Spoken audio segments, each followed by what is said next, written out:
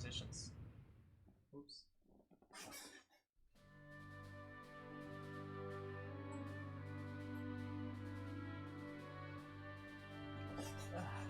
Can you guys hear me well?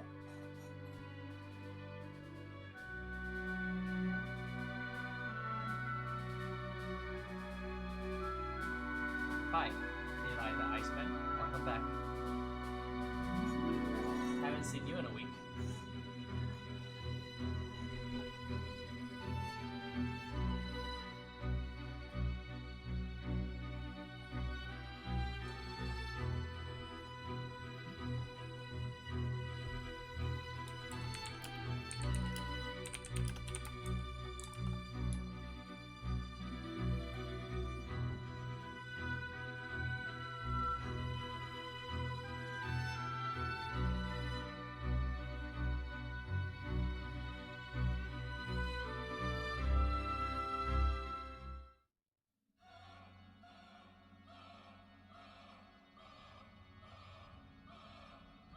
I guess let's watch this intro coming up. When people die, they just go away. If there's any place a soul would go, it's in your memories.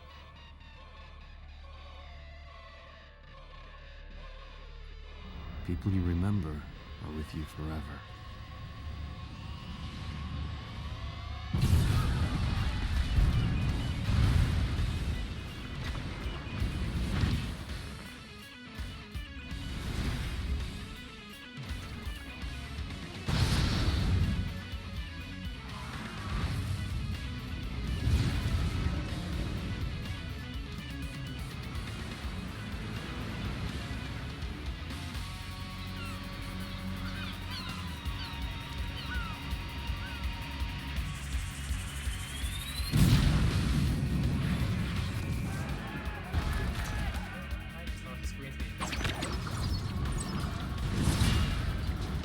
Oh, it is upside down.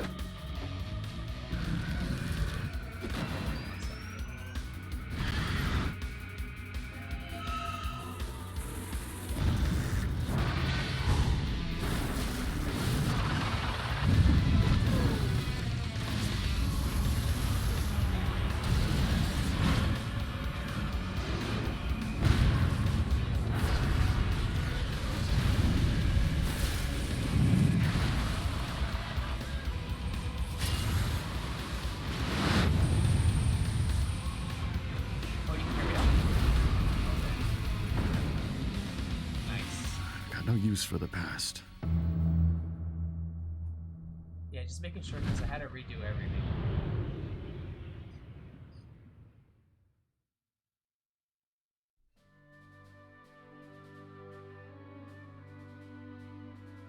Alright.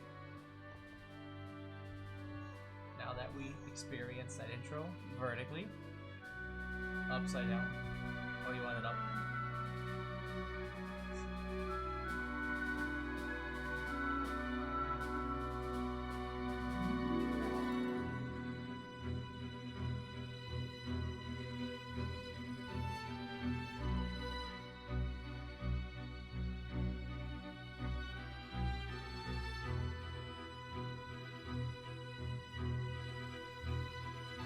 Hear me a little bit better?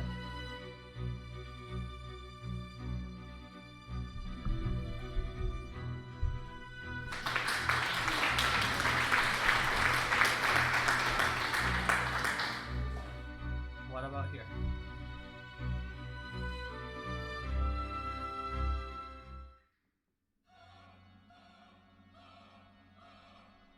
A little more.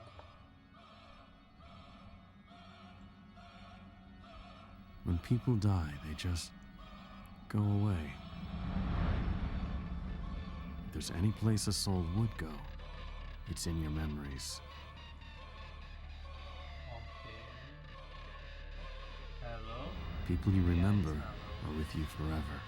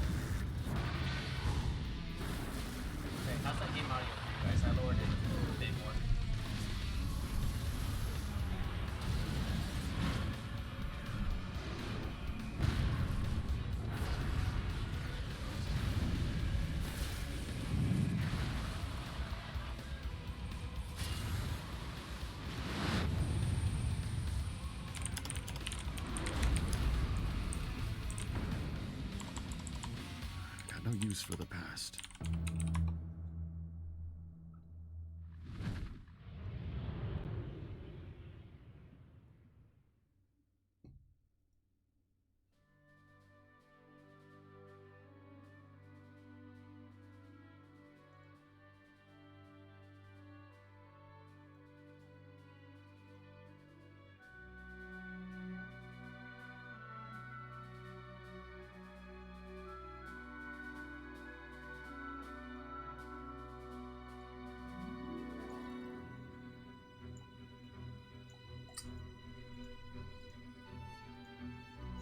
Okay, how about here?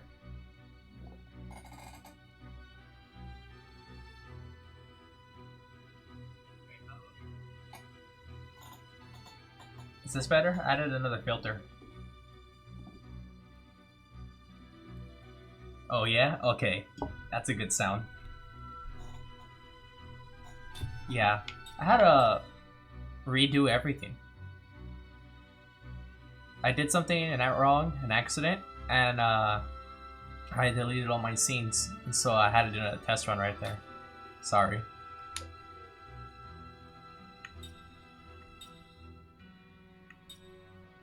The captain's on. I think we should go for English, at least this playthrough, if I do decide to play again. Anime can be done later. I don't know a lick of German. French is too complicated for me.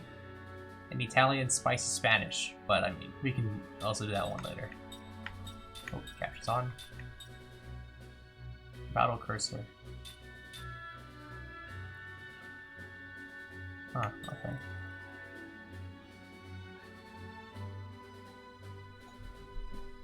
Back row goes automatic.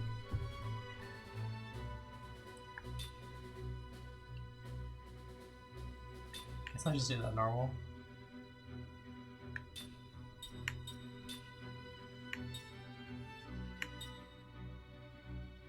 That's weird.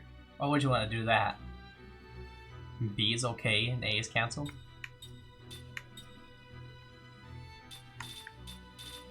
Okay, that's all good.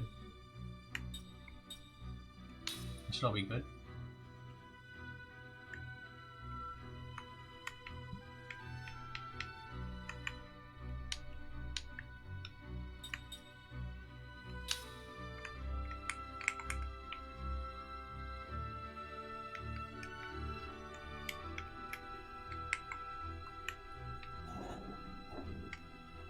Colors and nothing. How do I adjust that? Button I press.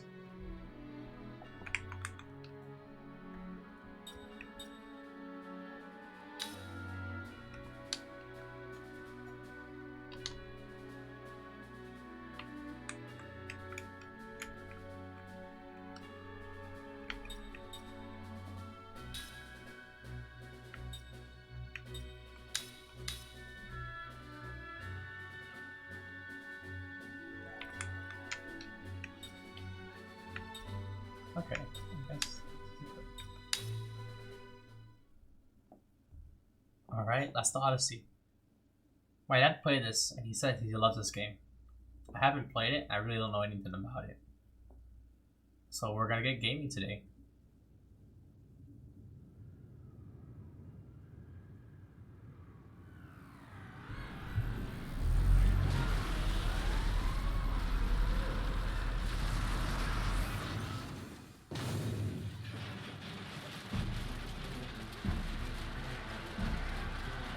This is kind of dark.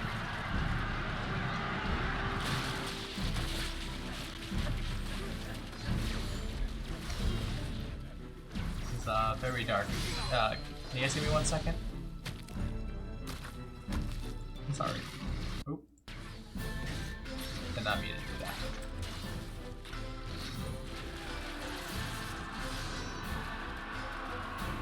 Yeah, I'm sorry. Just give me 1 second.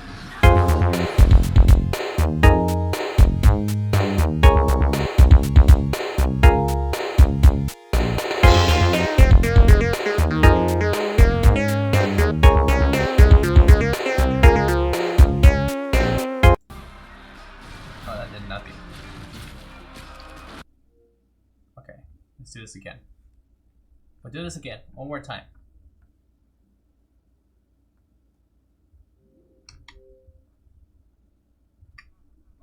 Let's see how this works.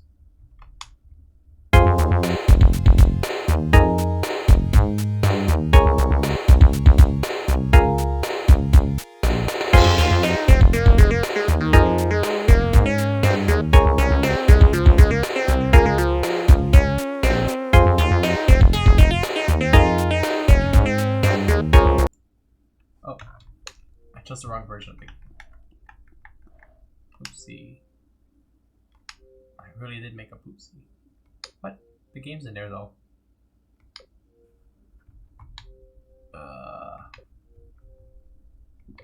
Yeah, you guys are really gonna have to give me a second.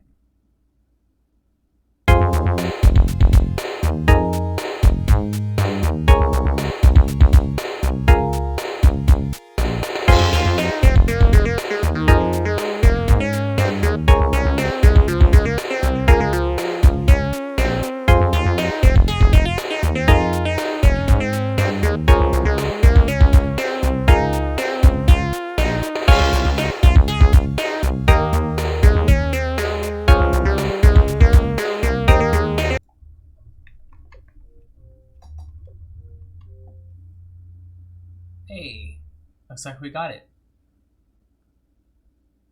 Yeah, I don't know why, but that disc doesn't want to work 100% of the time. So I apologize for that.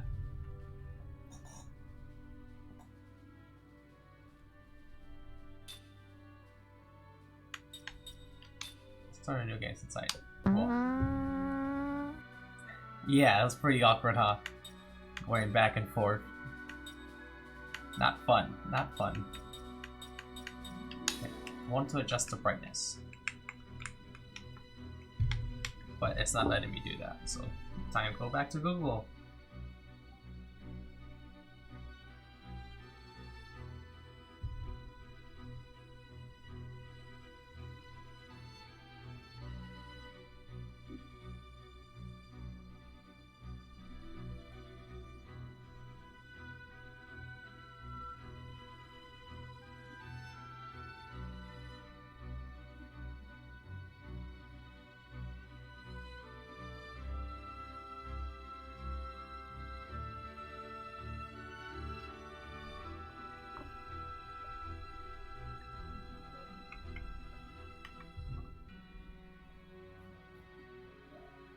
Maybe he's just telling me to... Okay, I think I understand now. Who's that? Ah, you're catching football. Catching the good old pigskin, huh?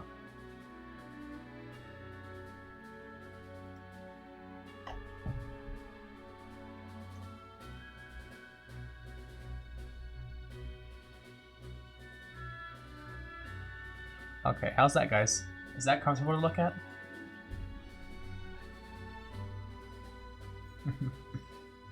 Just messing around, I know it ain't. Seems to be... Right there seems to be the perfect spot. Okay. There we go. I think we're good now. Yeah. Okay, we're good. We're good. We're good. Okay, guys, we got this. We're good. We're good.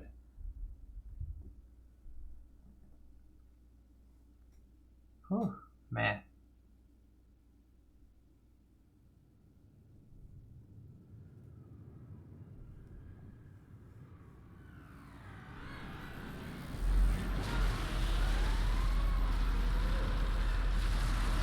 Yeah, that's a lot better to look at.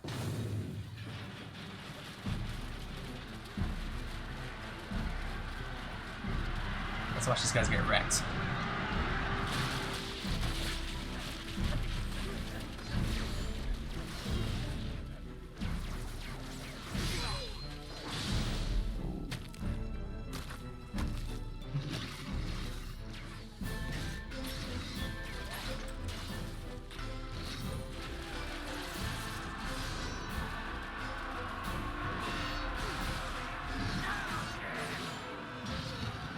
Avert thy eyes, children.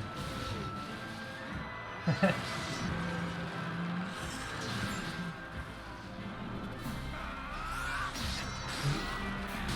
getting destroyed.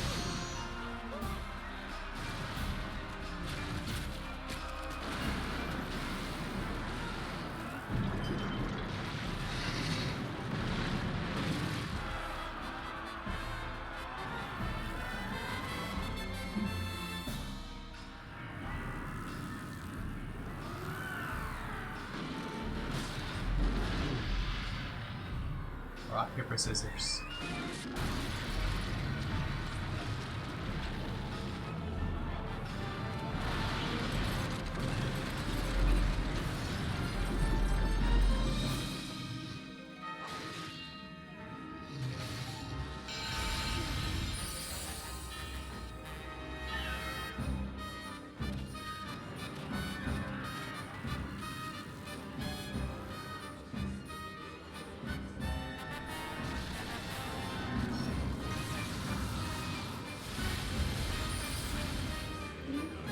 That's a lot of MP. Well, I honestly don't really know too much. It's an RPG, turn-based, I know that. It was made by Mistwalker, which is a group that separated after they made Final Fantasy 1, but they separated to make their own company.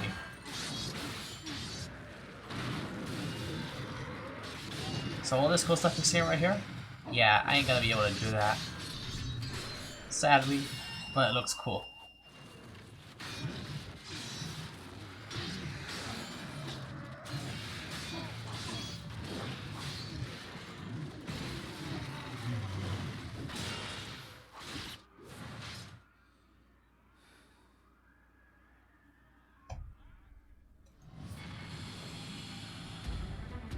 Oh, I also know the music's freaking jam.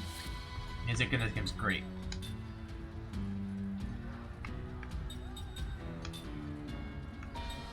Oh, what did I hit? Quite a lot of them.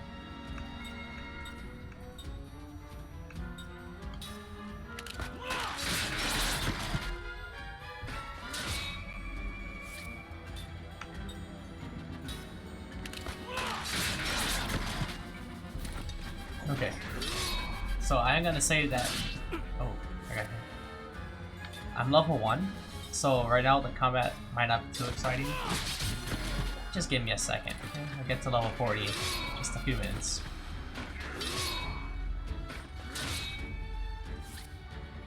Man, this music's so good.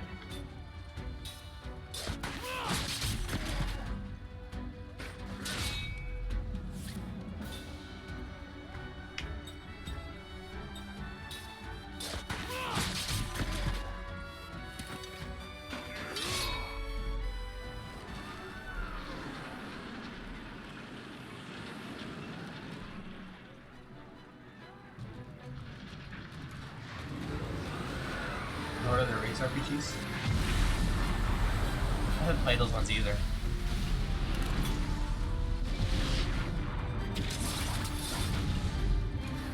Aw, snap, I just defended against fire. I might give this a try too. I actually haven't played them. I've only played... I think I have seen you play one. The only Lord of the Rings game that I've actually really sat down and played a lot, yeah, on the OG Xbox, yeah. I think it was The Hobbit, wasn't it?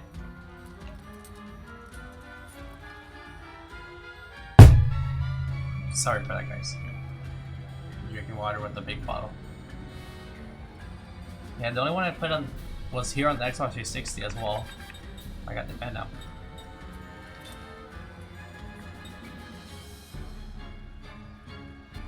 And it was just like a big old fighting game. Ah, Return of the King.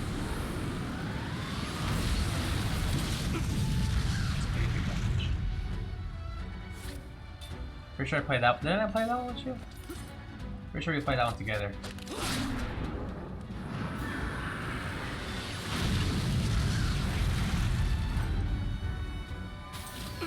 Now it hurts me. That's messed up. It's GC.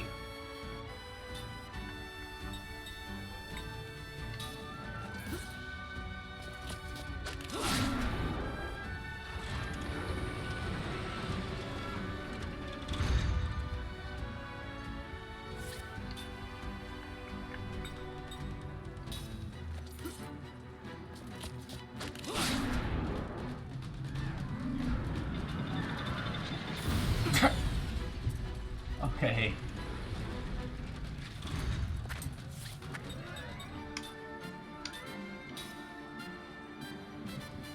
Okay. Oh, copied me.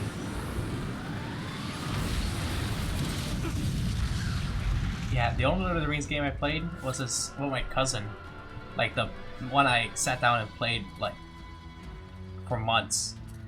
Was this one where you could choose to be the good guys or the bad guys. You can play like Gandalf and Sauron and all that stuff, right? And you had to protect, like, it was just a war kind of game, you know? A bunch of orcs fighting the hobbits or elves or whoever, and your goal was just to kill each other and do whatever the objective was, and it was fun. And you can play as the ants and trolls. It was so cool. I don't know. You might have heard of it. You must have heard of it. I know you. I know you pretty well. Probably have heard of it. 1 damage.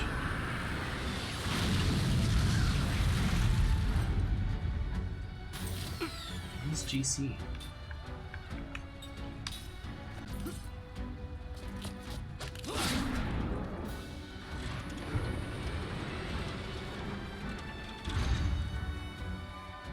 Oh yeah, of course.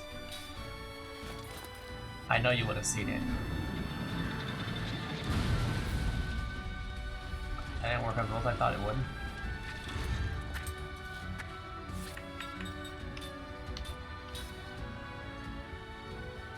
Okay. Yeah, no game over on the first boss.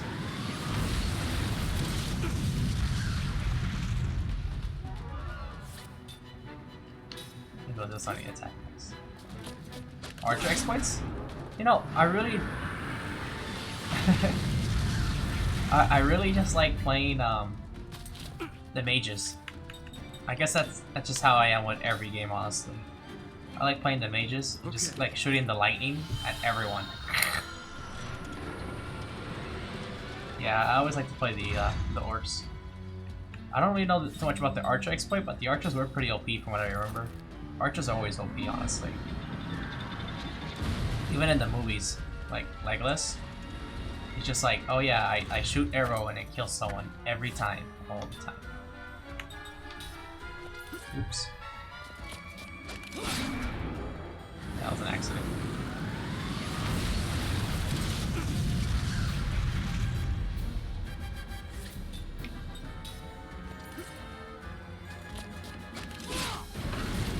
Okay, I think I broke it.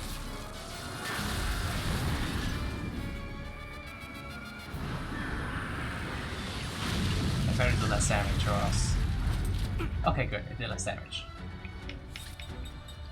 Oh, no, I didn't want to do that. Yeah, I knew he was gonna do that. I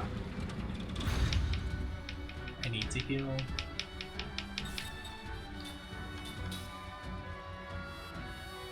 Okay. Okay. If I die, that would suck. Okay, I didn't die. So that suck.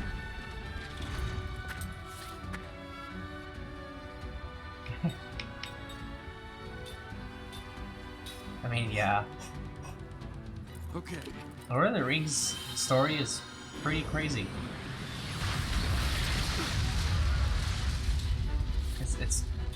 It's just like 5 immortal people whose souls keep getting recycled.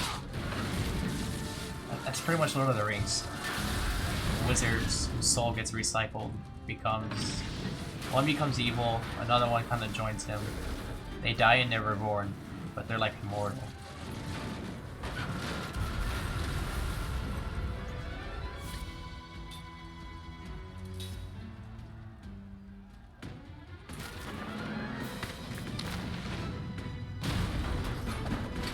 Pamba Valley? Bombadil. Sorry. The text was a little weird for a sec. Nice. You know, maybe Lord of the Rings will be one of those books I read. Like, not just Lord of the Rings, of course. I know the original book doesn't have that in it.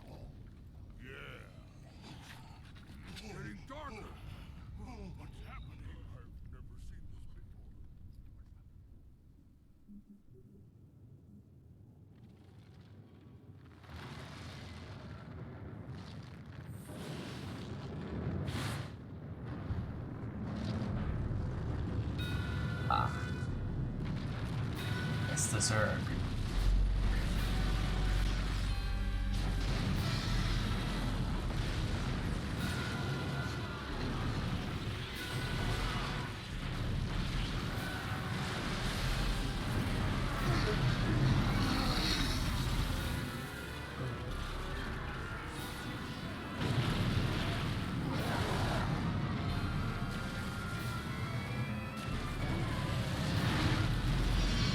It looks like someone rolled a d20. A net 20.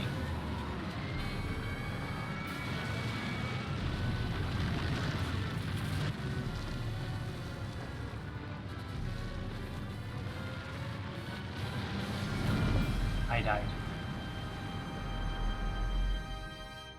See guys, fighting is bad. Meteor or lava comes from the sky and kill you if you fight. Fight no good.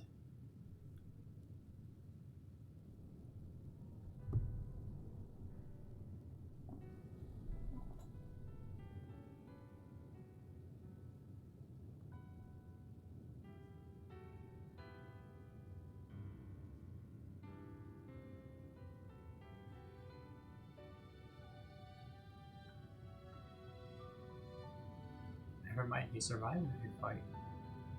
Keep fighting. Fighting good.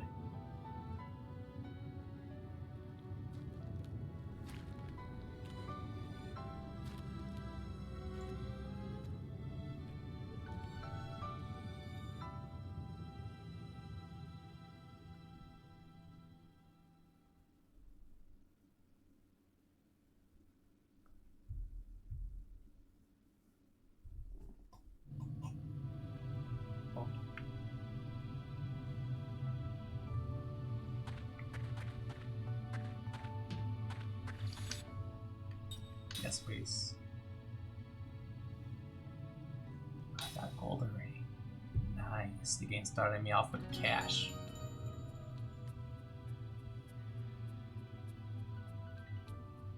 Kaim. Main character's name is Kaim.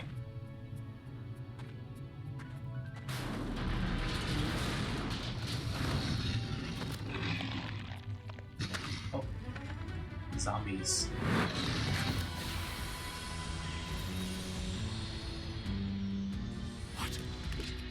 What? Okay. Insane. Okay, they're not zombies, they're insane. It's a difference.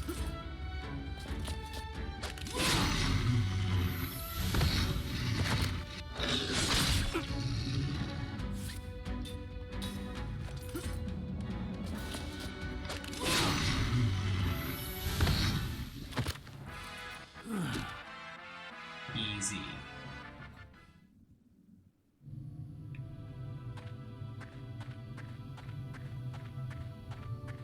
That's true. Status effects are very strong. It's almost impossible. You usually can't like defend against it at all.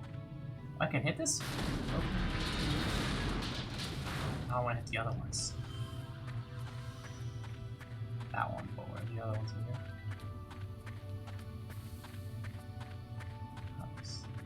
Never mind, there aren't any yellows. This hurt? Oh crap, that does hurt. You also can't guard against that.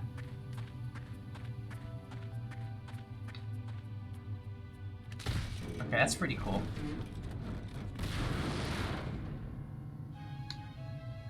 Item. Bruiser wing.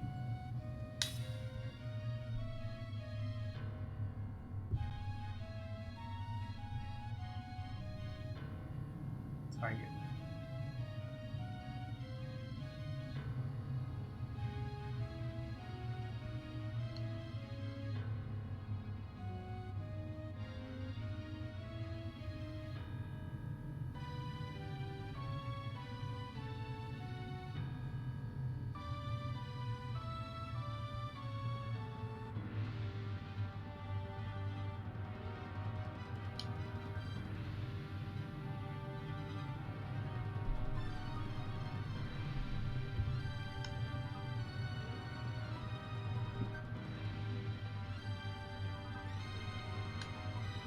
Interesting. No, thank you. Oop. Pause button.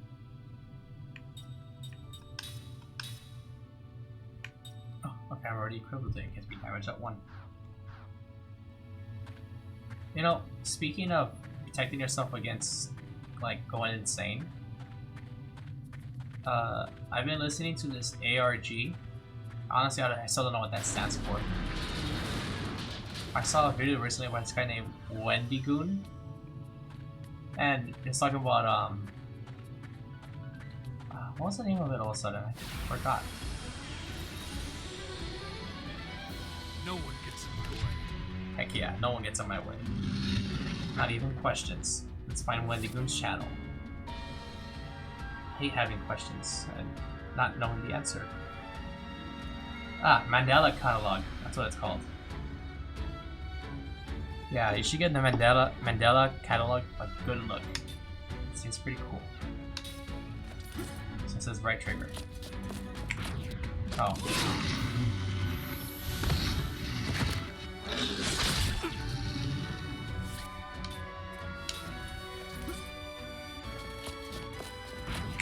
Oh. Okay, I need to figure out how that works. Maybe I'm supposed to be holding it before?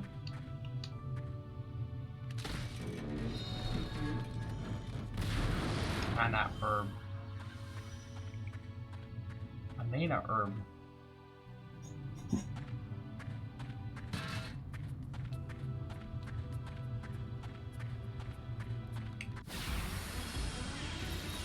Don't press right trigger bad. What?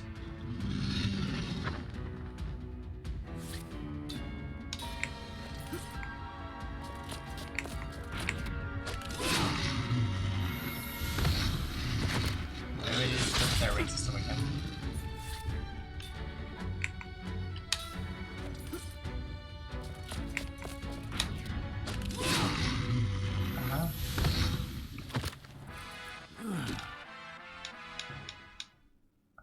Figuring this out. I'm trying to figure this out.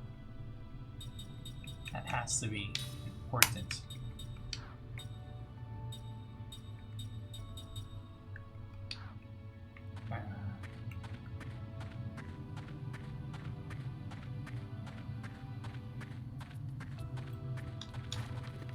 Oh, I'm just stuck in boxes too.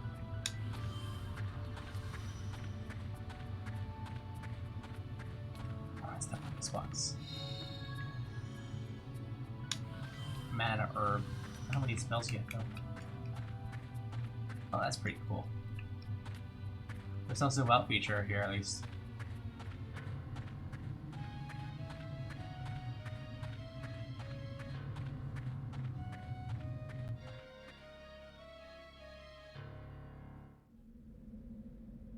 Save. Yes, please. You have to remember, this is an older game. So, oh, I'm already level 10. I didn't even notice that. See, I told you, I'm already halfway there. I'll be level 40 in no time.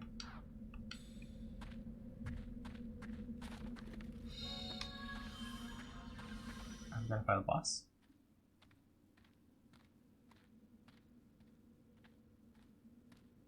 You see anything? See. Down here.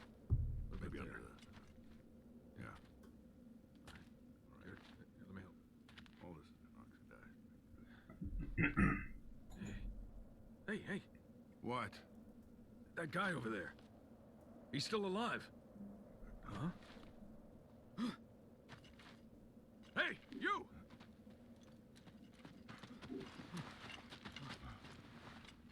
What about the others? You alone? What's your name? Your unit? Second Lieutenant Kai Marganar, Commander, 17th Platoon, Armored Magic Troopers. It's a miracle you made it. Come with me. This way. Unbelievable. One survivor. Yeah. Amazing he made it out safe. Especially in that outfit. Especially in that outfit. I mean, you gotta respect the drip. It's a chest. It is a chest. Right, let's steal from you guys because you got bloodstones. Sure.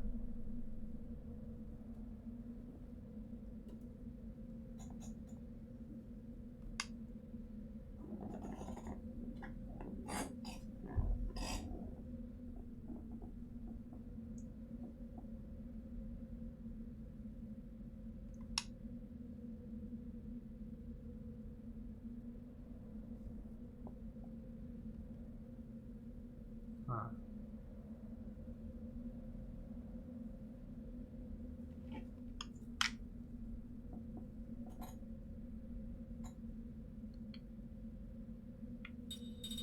No, thank you. That one seems a lot simpler than the ring one. The other ring tutorial, the combat one. Angel's Bloom. Or Plum if you don't pronounce the E. It's just important information for you guys to know. Ultra. Guardian Ore. Nice. Okay. Has anyone else seen that in a minute, you know? That achievement sound? That was nice.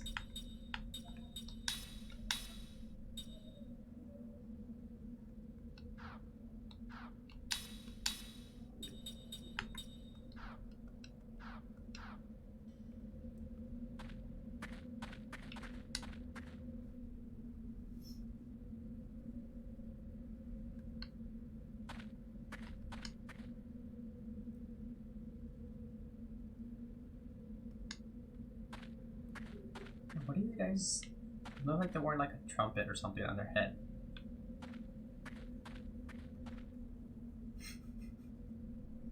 When bad kids go to war. Oh man.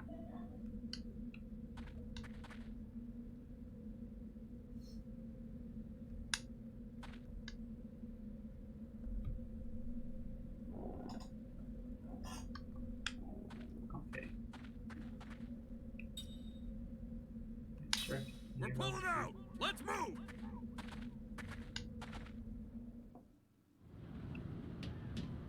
Alright, I'm leaving.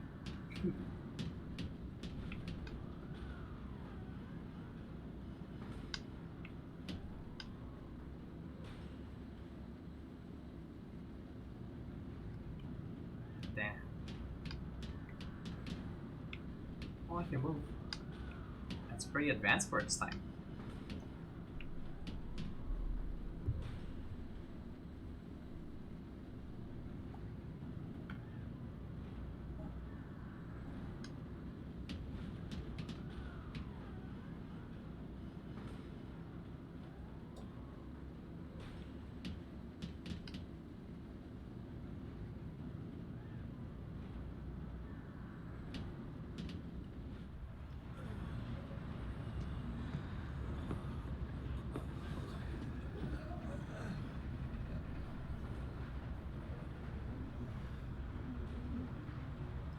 Hello, miss.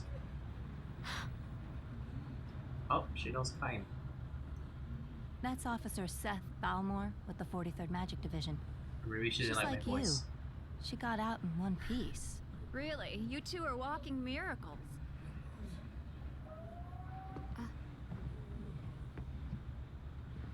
Sigma Hey, grind set. Be depressed. Especially in front of women.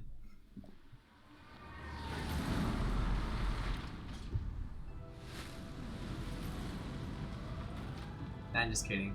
Depression's a real problem, and if you got it, just know that there's a lot of us out here, and we're willing to hear you out. Maybe we can't make things better immediately, but we'll do our best.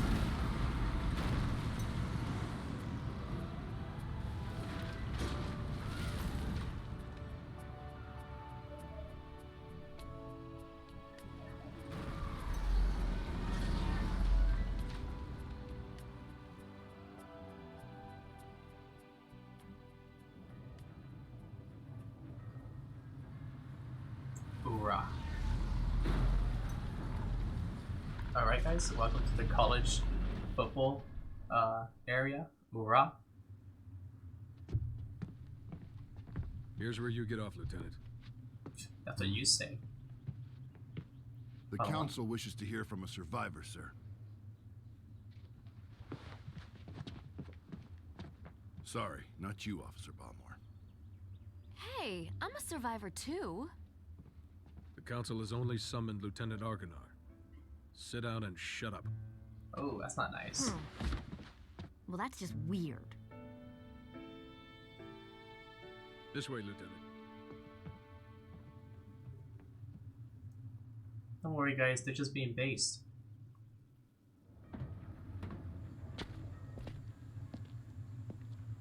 Based? Aye, aye, aye. Follow me.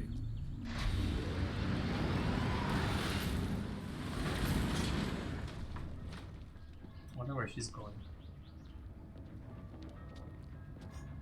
'Cause, you know, she brought up a good point. She did survive. Let's check these barrels. Oh, I can. Trash cans. Nice. Gold. Can I interact with these purple light thing? No? Okay. Yeah, it looks like this trash can has an item. What about this one?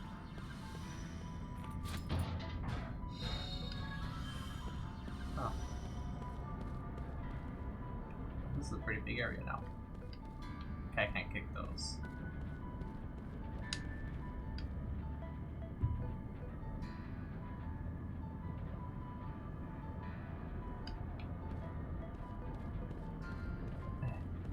Yoko's only. Oh, there's one in front of me. You know what? Later, guys. Ja mata. See you later. I'm not gonna see your king. I'm gonna go fight the undead.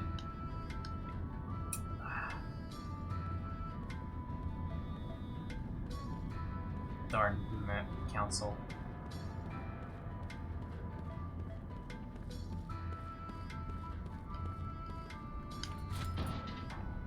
Empty, like someone's soul.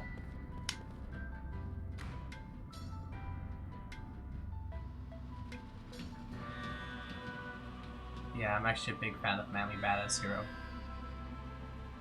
I watch his videos well, I mean not every day, but whenever he uploads, which is almost every day.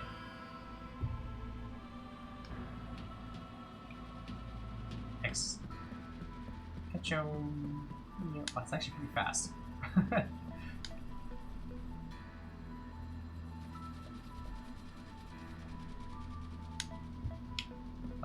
Press the big button.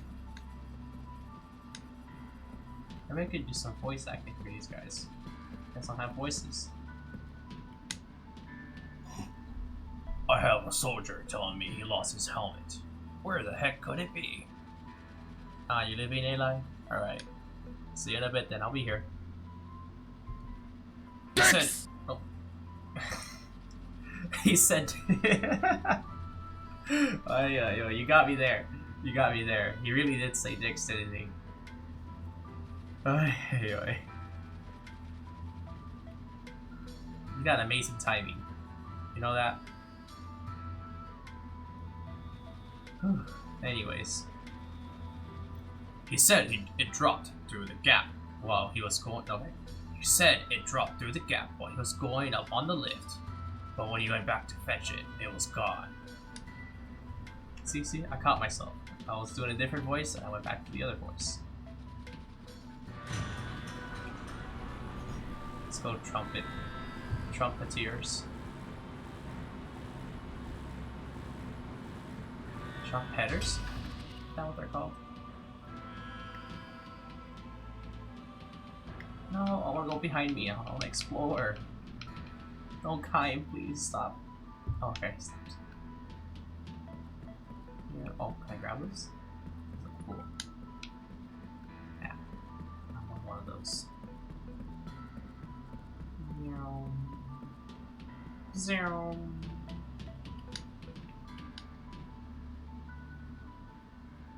What? Who are you to tell me that? You're just an escort. You are wearing a musical instrument as a helm. I could scream into your helmet, and you will hear my scream 3 times before it just stops echoing, okay? You don't have the authority to be talking to me like this, okay?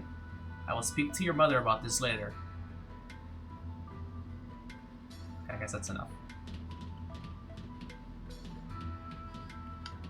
If you say so.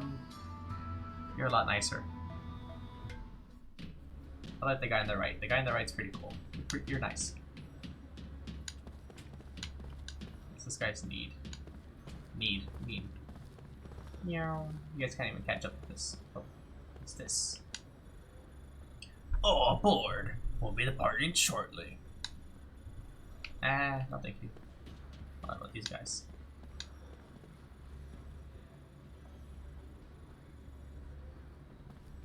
Someone in my unit reckons a lone survivor survived the tragedy at the Highlands of Wool, but I can't believe anyone made it out of that alive.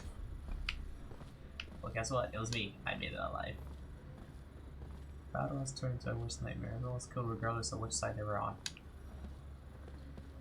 Hey, at least we didn't lose. What's this? Oh, it's a post. Not losing is better than not winning. What about you, sir? Ah, you're being stingy already. Oh, yeah, see? Even he knows. It's a bit stingy of the attitudes. Alright, all aboard.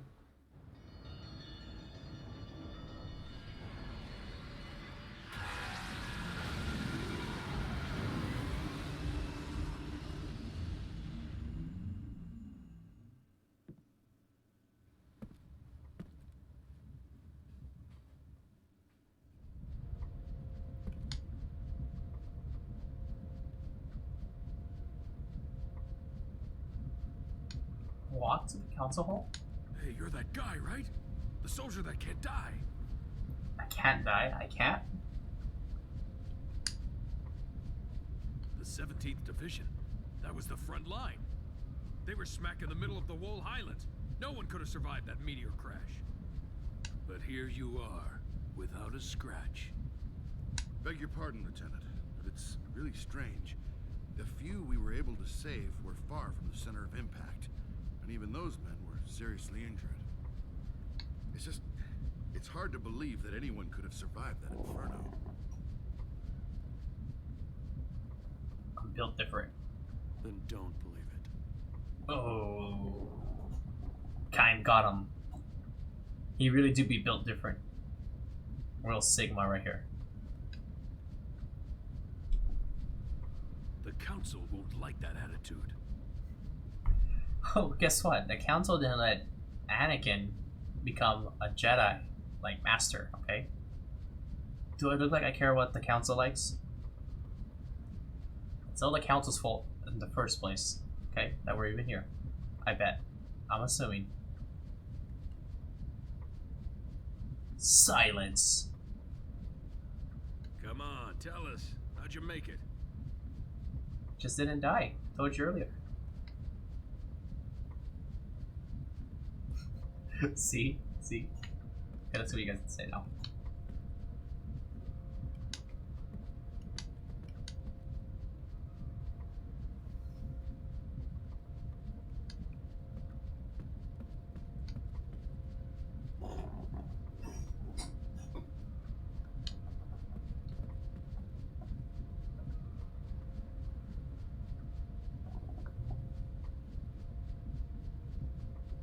Magic Industrial Revolution.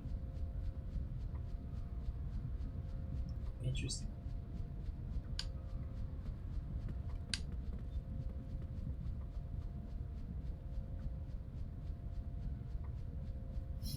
Wasn't there a book written like the Industrial Revolution and its impact that it's had on the United States, whatever? Let me see that real quick. Ah, the Industrial Revolution and its consequences. Or maybe that wasn't the book.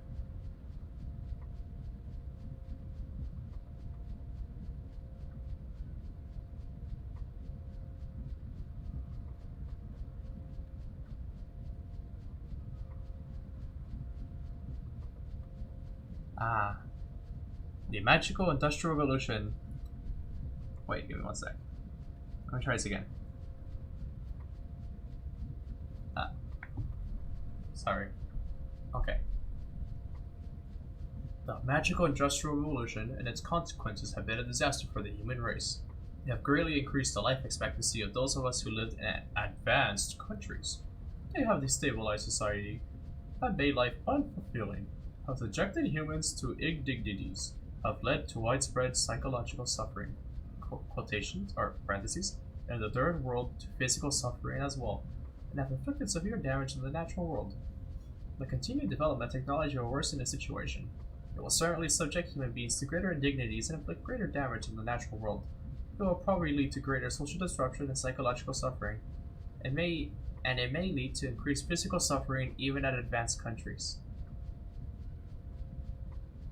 That is what that guy over there is spitting. That's just chilling right there on the seat. That's what he'd be spitting over there. He'd be spitting facts. Facts and logic. He is based. And that's a long name. I didn't expect it to be that long actually. It's not too funny when you read all of it. What the hell happened out there? Hey you, watch your language. Okay? You don't use that kind of language here. That's heck. Okay? Heck is a much safer word than, you know, the H-E-double-L. Just kidding, I don't care. Hoorah! We'll be fine. Oh, then what's oh, I can talk. Never mind, I missed a person. Time to restart the game.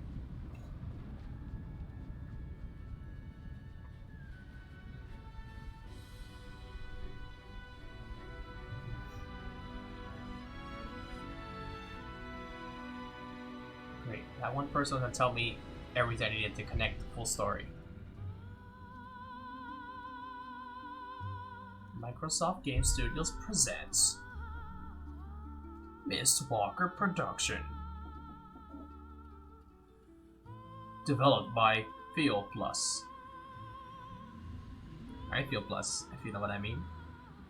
Character design, Takehiko Inoue.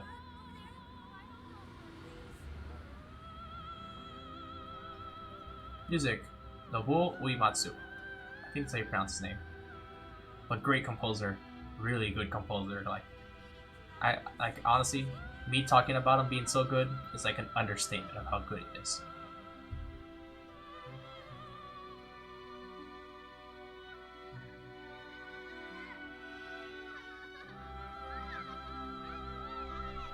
Nice. Square.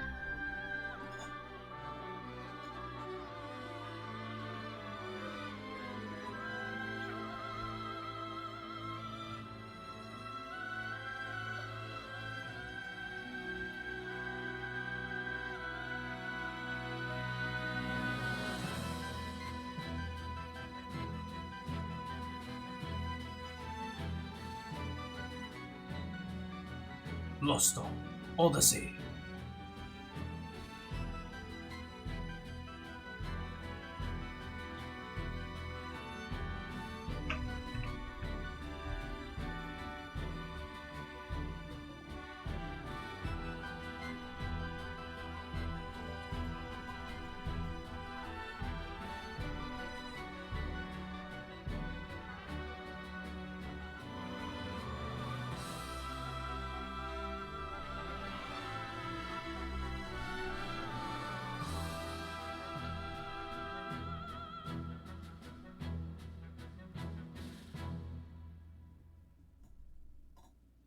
You know, you shouldn't be staring at fire, it can hurt your eyes.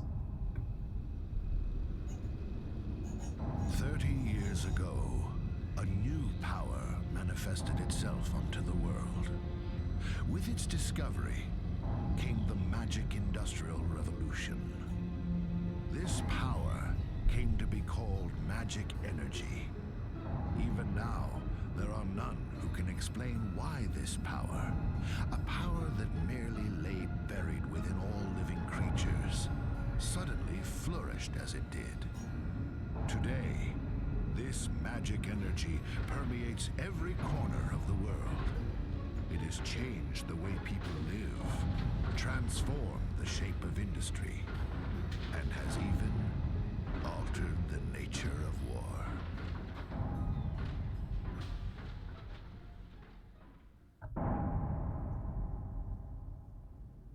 Uh-oh. Is it true the Kents have requested a truce? Indeed. We heard that enough men were committed to cover the Wall Highlands and that most of the Kent force were eliminated.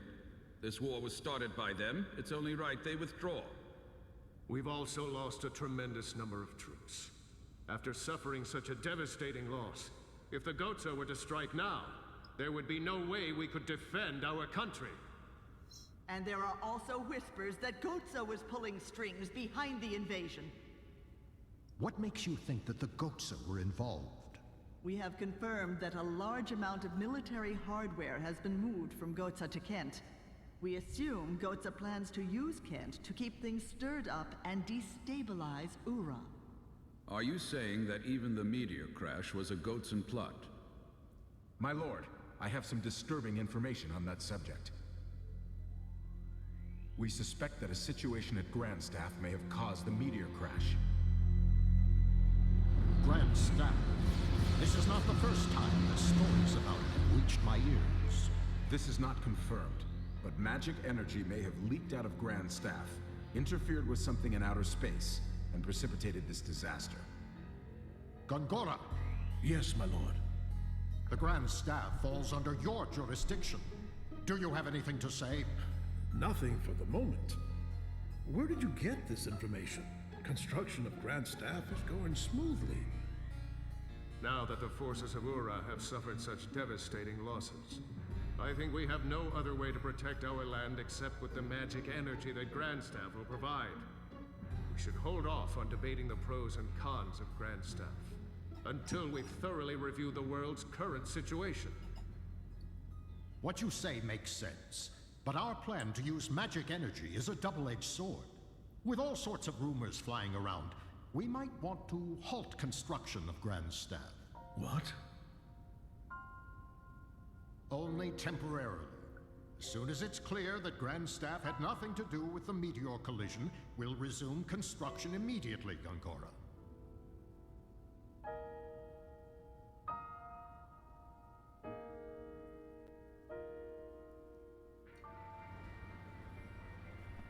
That smart scientist professor guy, his voice didn't match his body at all. At least not in my opinion, just I don't think it matched. Hey, Hot Zizzle 1, what's up?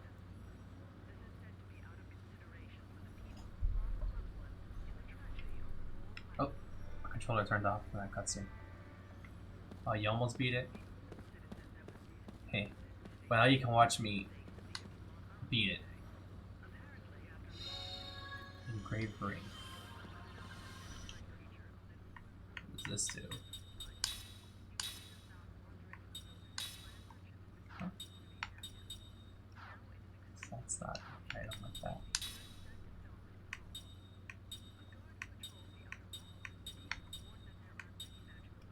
Valuable. Oh, it's a quest item.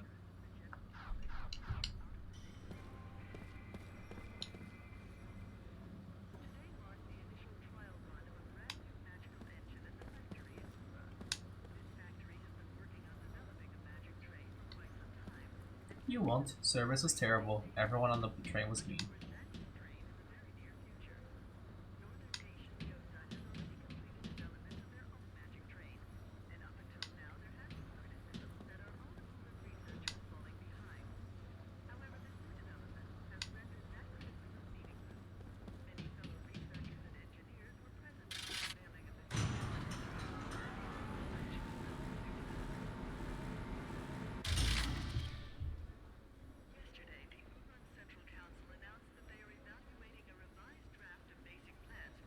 I like the little chatter that's in the background. We don't have time to waste here. Once we're out of the station, please follow me straight to the console. You must get moving, Lieutenant Argonor. It's quite a long way to the council hall. Save point. Oh.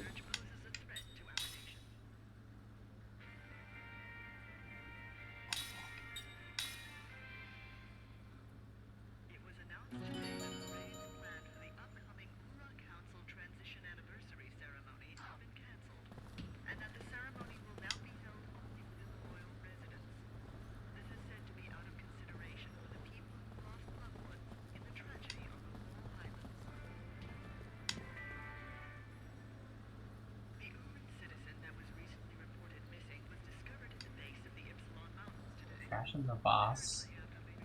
Where is this boss? Not this one, is it?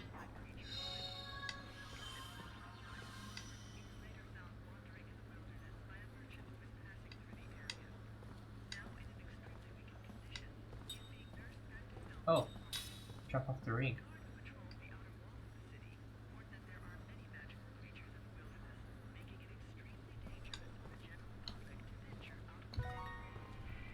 Oh, cure all. Sounds OP in this part of the game.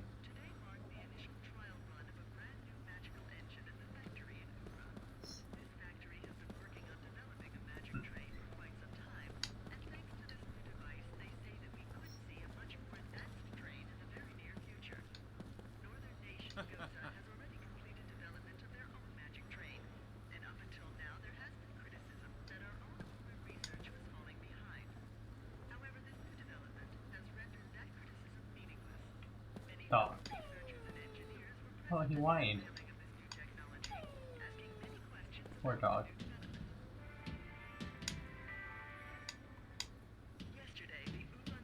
Fine then. Dilly dally shilly sound.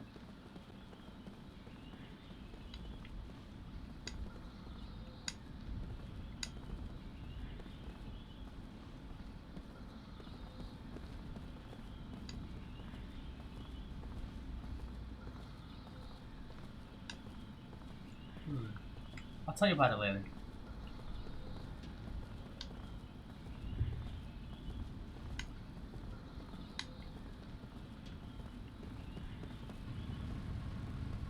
Pretty big area.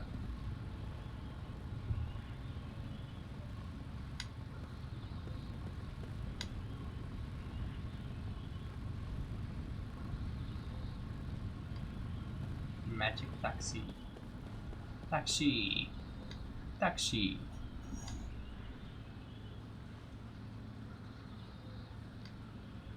Good question.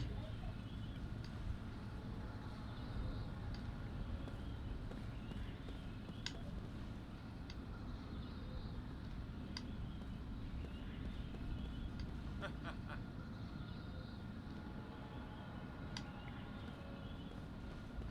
I read these signs? Posters? No? Oh, I can't examine them. I just wasn't examining the right one. Oh, I can.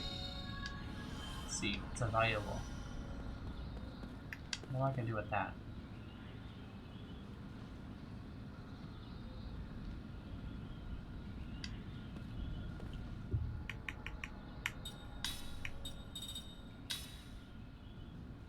Why is that so important?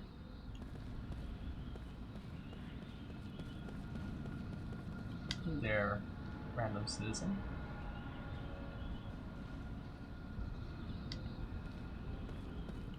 That's the thing. You're not.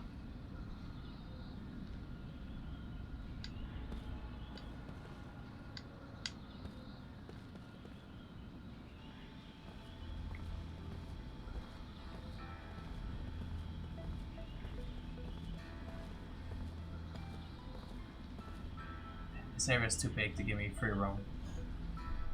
He had put me on a catwalk. Well done. You may leave.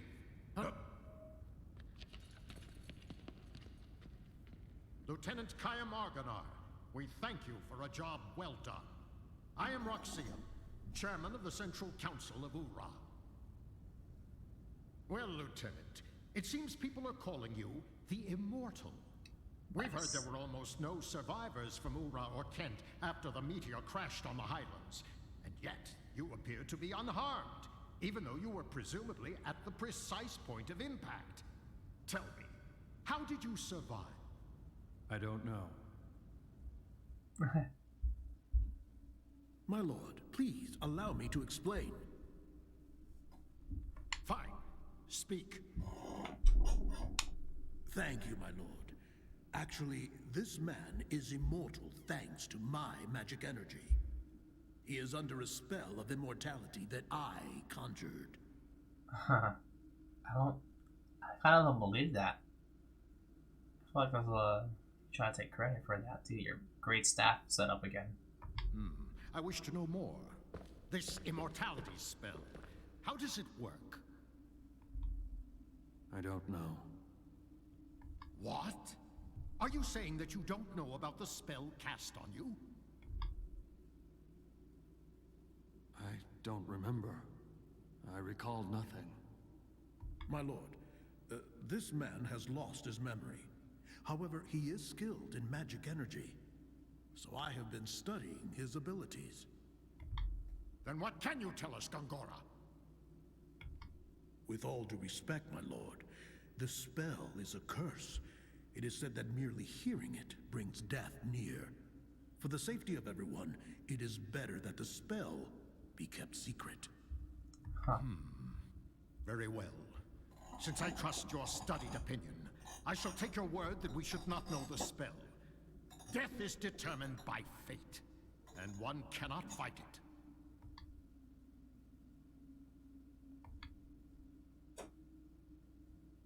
Lieutenant, since it seems that you cannot be killed, the Council would like to bestow a special mission on you. We want you to go to Grandstaff. Huh. My lord. Gongora, you cannot keep this hidden any longer. Till now, construction has been left up to you, but we've lost contact with the site. It's just that... Gongora! Sus. Until we can confirm that Grandstaff project is safe, construction shall be suspended. Just watch it be destroyed when I get there. Yes, my lord. So now, Lieutenant Argonar. You know of Grandstaff, under construction in the Sea of Bas? I've heard that it's a magic staff. Yes, it is. As you just heard, all communications with the site have been cut off for some time now. Considering the danger from magic energy leaks, we suspect that no one can investigate the possible cause, except someone immortal. Well, there is someone else. What did you say? At the Wall Highlands, another immortal. Her name is Balmor.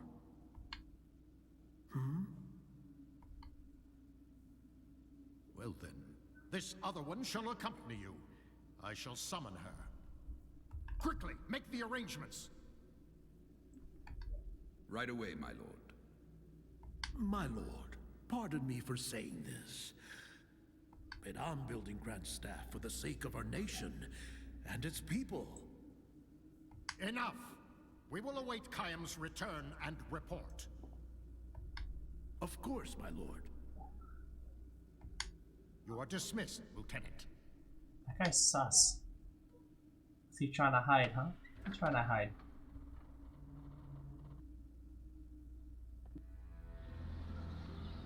Oh no, I have an entire area to explore.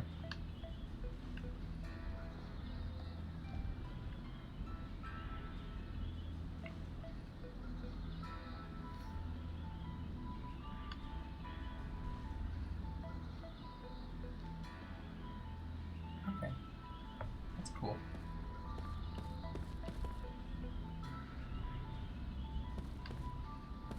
Perhaps.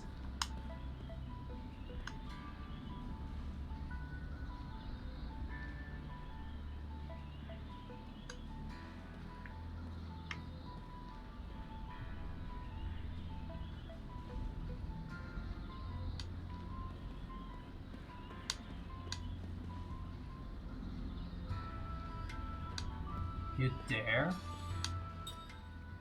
Like, destroy my ability to explore?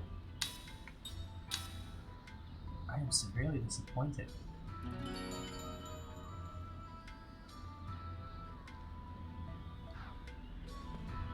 Meow. Oh, stop. Speak to me. Wow, your grandpa's old.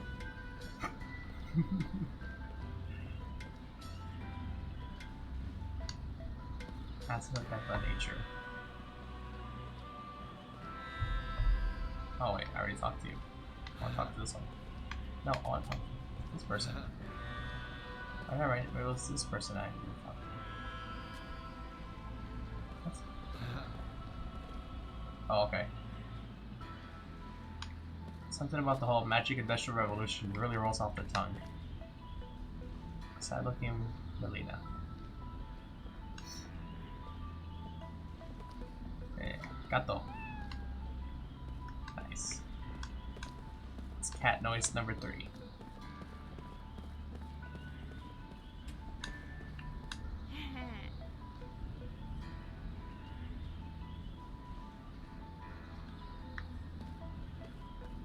I mean, I guess that's why they just believe them right away, huh? Yeah, you're number 1, so we believe you. Don't worry, you got this. Seed. Those two. What is that? Stack? Yeah, the stack. You only have 2 of those important items.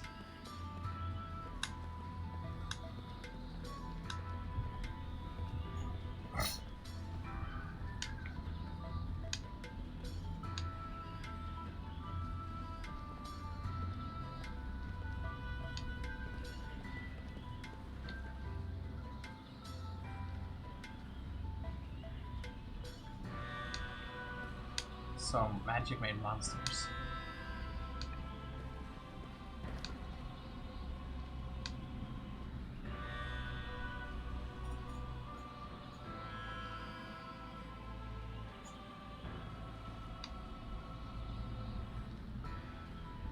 Dog. Thank dog. No, wait. You there.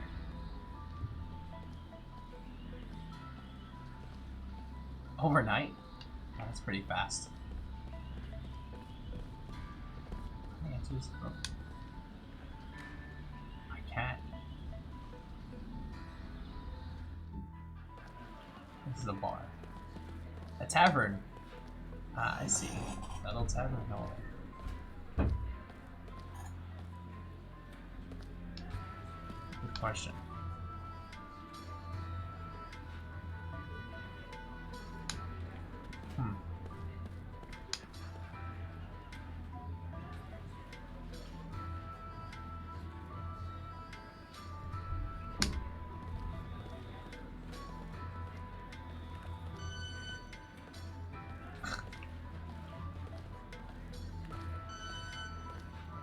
Sit, kind, you, or something like that. Oh, okay, you know what? That's pretty cool, actually. Okay, yeah, that's really cool. That's some big attention to detail right there.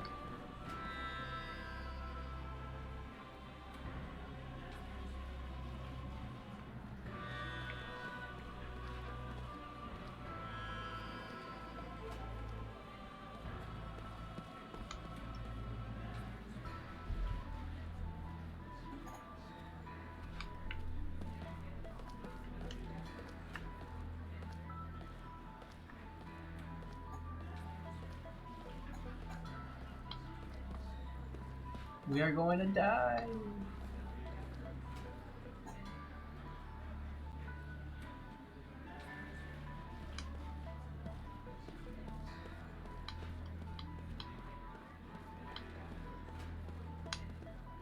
It's big. Maybe not. I don't remember.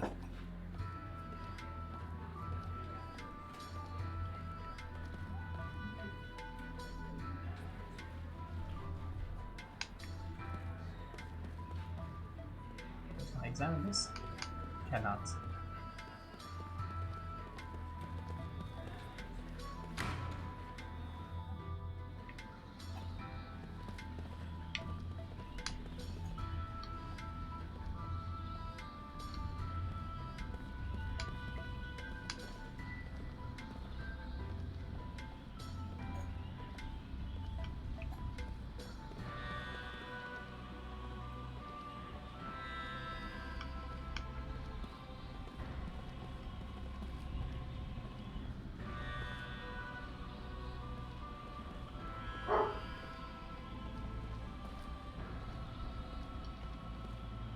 Dog sound effect.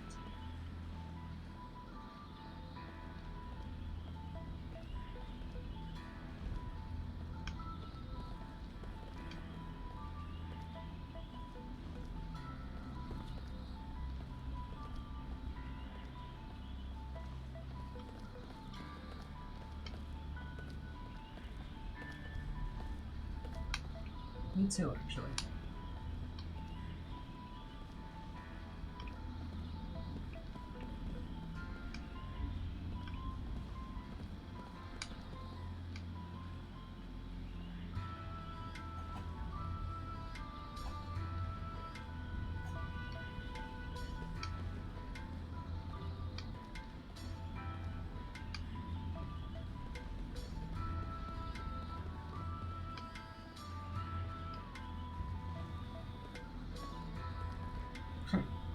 Of course, that guy's got a mention. Oops.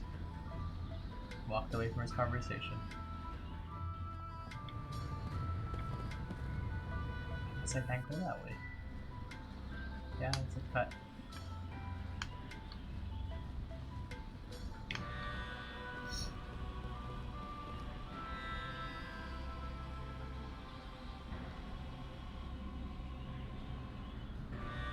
Okay, I'm in here. I remember this place.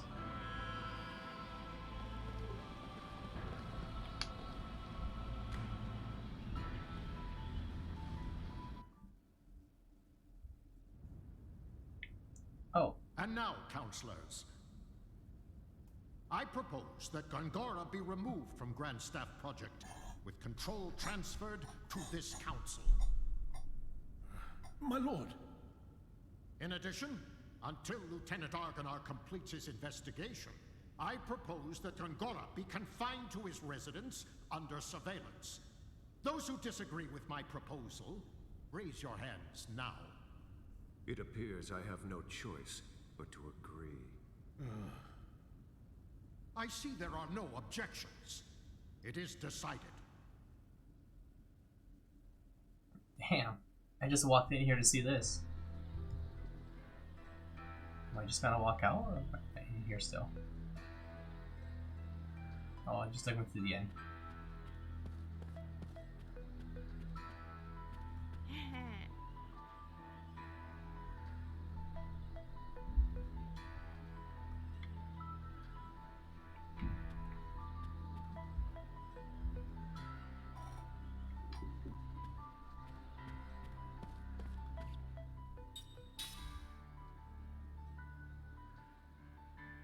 Wait, what? Your GCSL party members are what? I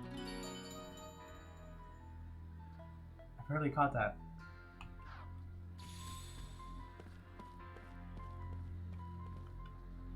Probe.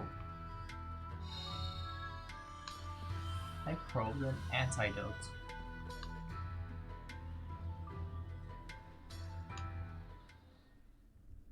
As Kaim slips into deep sleep, his dream unfolds.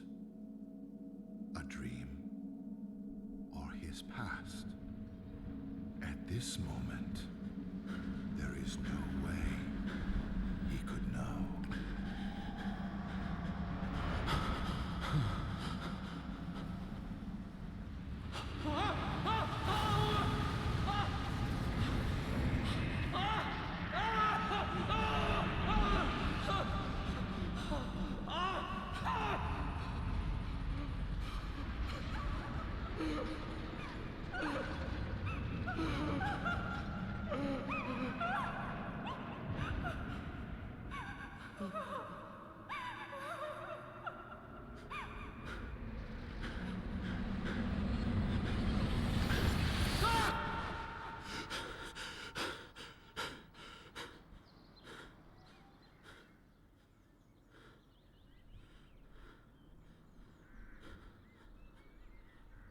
It was all a dream. It's a pretty depressing dream, though.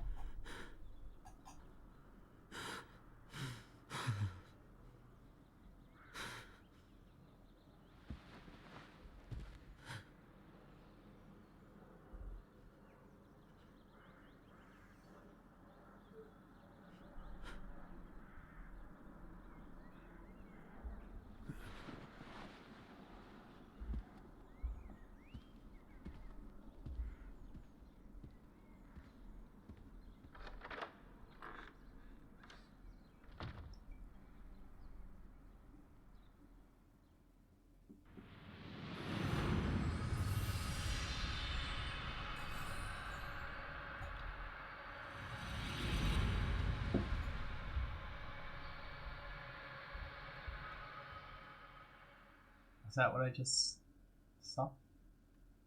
Oh, that's something else. The family members have tears in their eyes when they welcome Kaim back to the inn from his long journey. Thank you so much for coming. He understands the situation immediately. Time for departure is drawing near. Hannah's departure.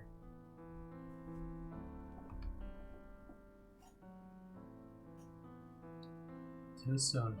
Too soon. But still, he knows, his day would have to come sometime, and not in the distant future. I might never see you again, she said to him with a sad smile when he left on his journey. Her smiling face almost transparent in its whiteness, so fragile, and therefore indescribably beautiful, as she lay in bed.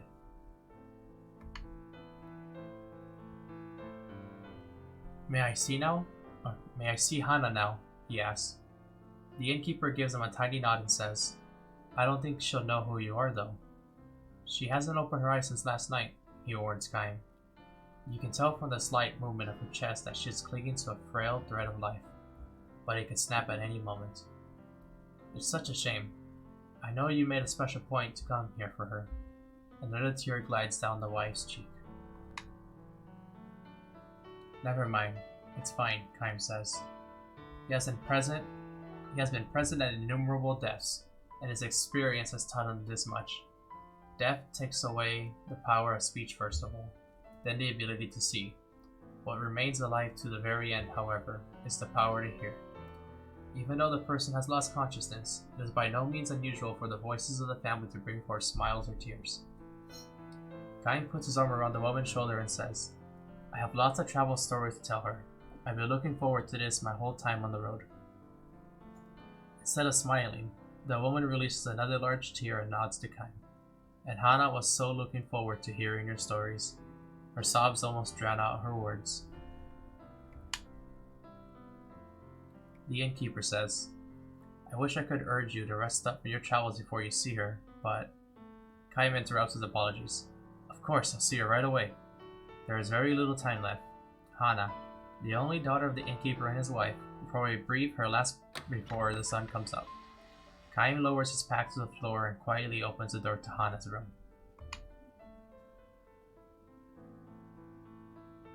Hana was frail from birth. Far from enjoying the opportunity to travel, she rarely left the town or even the neighborhood in which she was born and raised. This child would probably not live to adulthood, the doctor told her parents. To this tiny girl with extraordinarily beautiful, doll-like features, the gods had dealt an all too sad destiny. If they had allowed her to be born the only daughter of the keepers of a small inn by the highway was perhaps one small act of atonement for such iniquity. Hana was unable to go anywhere, but the guests who stayed at her parents' inn would tell her stories of the countries and towns and landscapes and people that she would never know. Whenever new guests arrived at the inn, Hana would ask him, Where are you from? Where are you going? Can you tell me a story? She would sit and listen to their stories with sparkling eyes, urging them on to new episodes, with, and then? When they left the inn, she would beg them, Please come back, and tell me lots and lots of stories about faraway countries. She would stand there waving until the person disappeared far down the highway, give one lonely sigh, and go back to bed.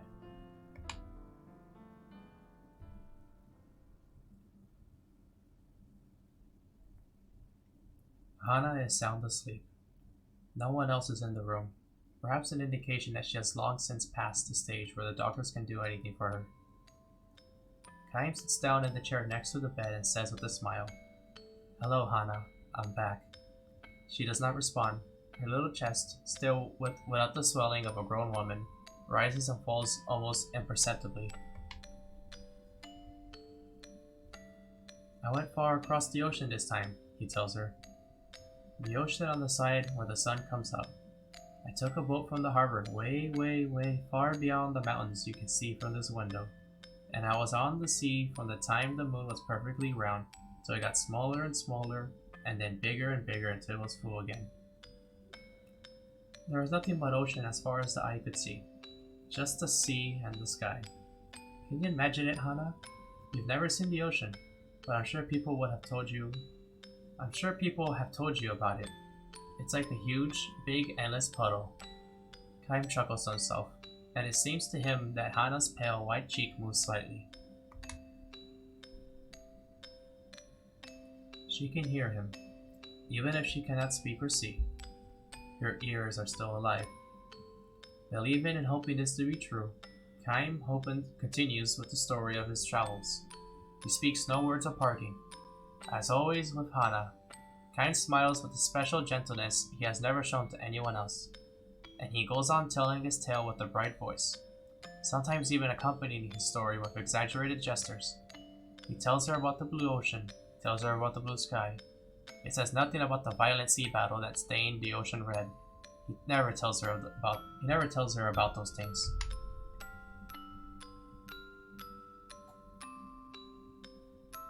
Hana was still a tiny girl when Kaim first visited the inn. When she asked him, "Where are you from?" and "Will you tell me some stories?" With her childish pronunciation and innocent smile, Kaim felt a soft glow from his chest. At the time, he was returning from battle. More precisely, he had ended one battle and was on his way to the next. His life consisted of traveling from one battlefield to another, and nothing about that has changed to this day. He has taken the lives of countless enemy troops and witnessed the deaths of countless comrades on the battlefield. Moreover, the only thing separating enemies from comrades is the slightest stroke of fortune. Had the gears of destiny turned in a slightly different way, his enemies would have been comrades and his comrades' enemies. This is the fate of the mercenary. He was spiritually worn down back then and feeling unbearably lonely. As a possessor of eternal life, Kaim had no fear of death, which is precisely why each of the soldiers' faces distorted in fear, and why each face of a man who died in agony was burned permanently into his brain. Ordinarily, he would spend nights on the road drinking, immersing himself in an alcoholic stupor, or pretending to. He was trying to make himself forget the unforgettable. But when, however, he saw Hana smile as she begged him for stories about his long journey, he felt a far warmer and deeper comfort than he could ever attain from liquor. He told her many things, about a beautiful flower he discovered on the battlefield, about the bewitching beauty of the mist filling the forest the night before the final battle, about the marvelous taste of the spring water in a ravine where he and his men had fled after losing a battle, about a vast, bottomless blue sky he saw after a battle.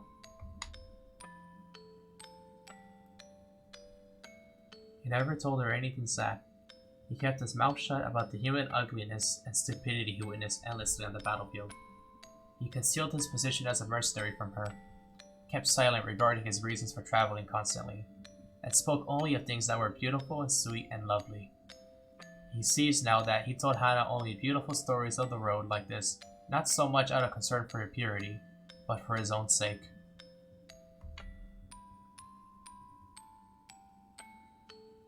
Staying in the inn where Hana waited to see him turned out to be one of Kaim's small pleasures in life. Telling her about the memories he brought back from his journeys, he felt some degree of salvation, however slight. 5 years, 10 years, his friendship with the girl continued. Little by little, she neared adulthood, which meant that, as the doctors had predicted, each day brought her that much closer to death. And now, Kaim ends the last travel story he will share with her. He can never see her again, can never tell her stories again. Before dawn, when the darkness of night is at its deepest, long pauses enter into Hana's breathing. The felt thread of her life is about to snap as Kaim and her parents watch over her. The tiny light that had lodged in Kaim's breast will be extinguished. His lonely travels will begin again tomorrow. His long, long travels without end. You'll be leaving on travels of your own soon, Hana, Kaim tells her gently. You'll be leaving for a world that no one knows, a world that has never entered into any of the stories you've heard so far. Finally, you will be able to leave your bed and walk anywhere you want to go. You'll be free. He wants her to know that death is not sorrow but joy mixed with tears. It's your turn now. Be sure and tell everyone about the memories of your journey. Her parents will make that same journey someday, and someday Hana will be able to meet all the guests she has known at the end, far beyond the sky. I, however, can never go there. I can never escape this world. I can never see you again. This is not goodbye. It's just the start of your journey. He speaks his final words to her. We'll meet again. His final lie to her.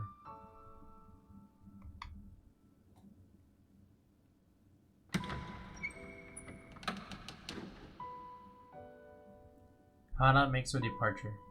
His face is transfused with a tranquil smile as if she had just said, "See you soon."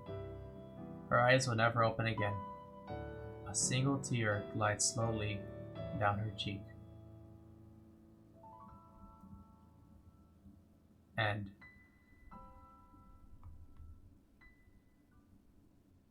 That was a pretty sad story.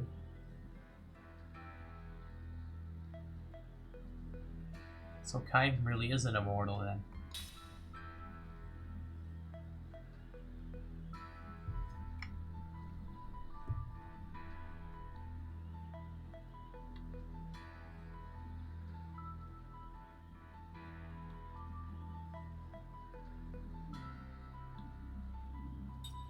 Oh, thank you. Yeah, that story was very sad.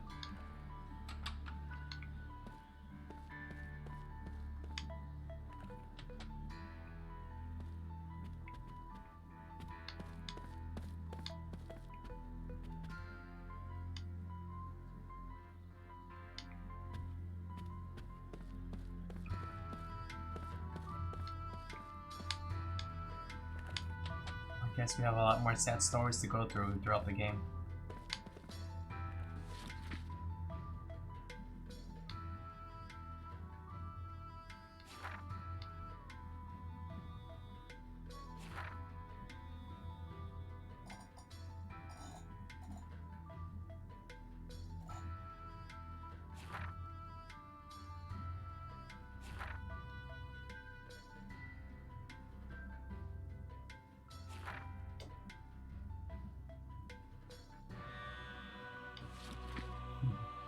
Guest book. In a way, that's another preservation of memories, isn't it? From countless hundreds of people.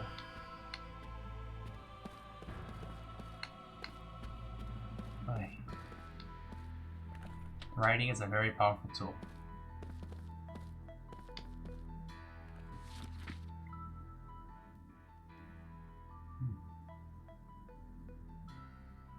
My eyes are a little watery now. Ura street map. Great Gate. Downtown Ura. The Palace. Transportation in Ura. Great Gate. This magnificent structure serves as the entrance to the city of Ura, as well as providing protection from enemies. The monorail station has now become an essential part of Ura's transportation, and it is one of the blessings from the Magic Industrial Revolution. Downtown Ura. The beautiful sights of Main Street are the most memorable part of Ura. The charmingly authentic Blackstone Boulevard melds seamlessly with the wonders of modern magic engine technology to create a wonderful blend of old and new Ura in one unique view. The Palace. Even under Ura's modern Republican government, the palace's majestic exterior continues to loom over Ura, rebuilt as part of the Magic Industrial Revolution. This symbolic structure continues to serve as one of the city's most recognizable buildings. The monorail system is inexpensive and runs frequently, so it's your best choice for visiting downtown or the Palace area. For those who prefer a more personal touch, Magic Taxis offer a high level of privacy. Some merchants even conduct their most important meetings inside. I don't know, you kind of have the taxi driver, the magic taxi driver, in your way, wouldn't he be snooping? Snooping as usual, I see. Let's see here. What's called? Holy Night Charm. Ooh.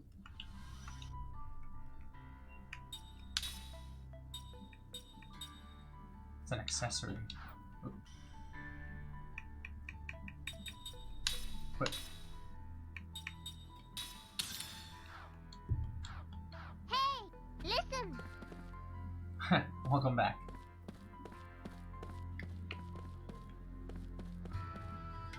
Did you just come back, or were you there for the entire story? Oh, you just came back.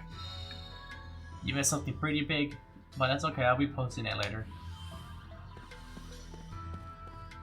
Not you? Okay. Well then, I guess I'm here. All alone. Just chilling, you know. What are you doing at the back door here? You don't belong here. Get out! Why are you being so whiny? I can leave the back door. Okay, never mind. I can't leave the back door if I want. Out of the way. Anyone important died? Yeah. Yeah, actually. Like, I mean, I know you're asking that question sarcastically. Like, I know you in person. I know you're asking that question sarcastically. But yeah, someone important did die. And like, what was it, 20 minutes you were gone? I'm not sure anymore. There was, let me explain it. So, Kaim, this guy right here, he's an immortal, okay? I don't know if you heard that part, but like, he actually is immortal. He's lived for like hundreds of years or something. And he has like these memories that are locked away that are coming back to him slowly as he goes to certain places and sees certain things. And so the most recent memory I was able to get, or I mean the first memory I guess, was one of a child that warmed Kaim's heart from her purity. But she was very ill and sickly, like she couldn't leave the inn. Like she lived here in this place right here. Eventually she did end up dying and passing away. It's a very sad story to read through it. Obviously, me like just telling you right now, the short end of the stick or whatever. Ain't that cool. But you can check it out if you want. I'm gonna be posting it on my YouTube channel. Yeah, big oof. Come on, man, you can't be missing the story content. Yeah, you got it. Yeah, okay, good. Yeah, I'm probably gonna post all my readings of the stories just because the stories are cool.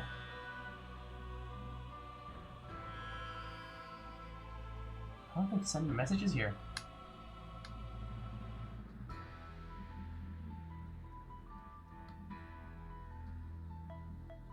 Compliments of the house.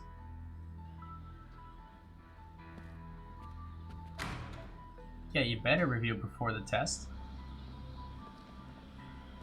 I remember you failed your prostate exam. Like, come on, man.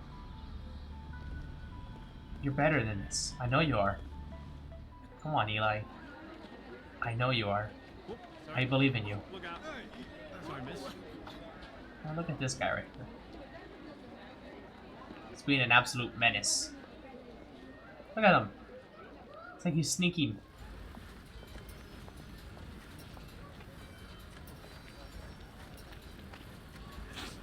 Oh, he is sneaking.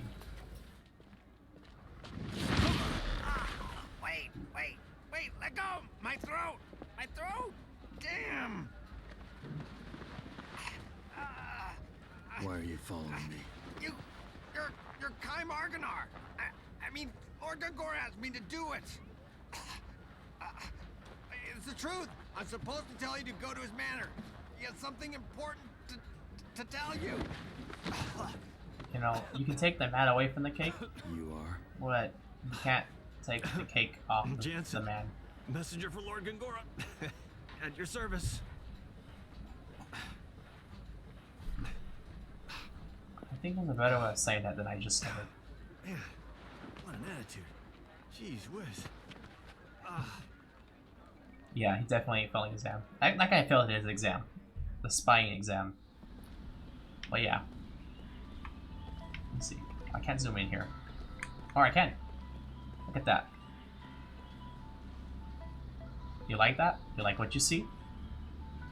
Kaim's packing. I have no idea where I'm supposed to go.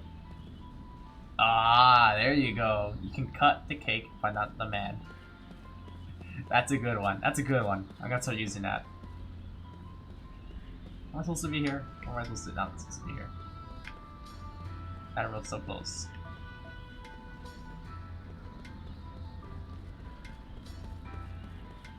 I mean, technically you can cut the man. It's just a little illegal. Just a little. I don't remember where I'm supposed to go. That story got me good, that dream. And I'm lost now.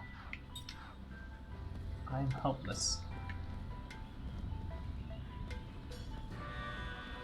As maybe Shakespeare would say, I am like a babe in the ocean. Restricted, while seemingly free, not knowing my destination. Good old Shakespeare, he would say something like that. Not invaluable. Heck yeah. Immortal. Maybe not invincible, actually. Technically I can die, I think. Probably just not from age. Isaac crying emoji.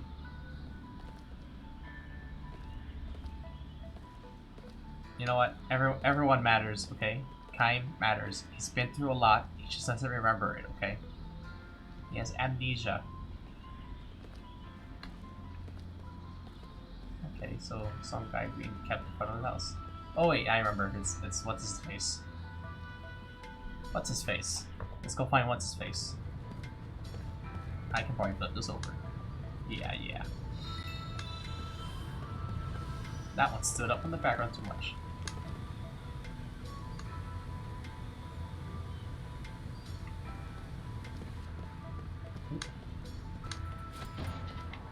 Okay.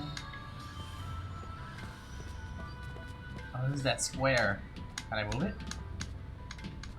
It's kind of disappointing. I was kind of close to that. You, child, move it. No, move it. Go home. This is my square. I am playing with the square. You can go away. Go home to your mother. I am an adult. I get the square all to myself. Invulnerable. I think he can die, you know? I really do think he can die. Can I kick? Oh, I can kick this! Nice. I wonder if I can hit someone with this. Yeah, I hit her with it. I really can. Okay, harder? Closer? No, okay. No, the park is mine. I'm the only adult here, and oh, this thing moves. Oh, okay, that's actually pretty cool. You can turn it. Turn, Hellhound, turn. Let me see what you're packing.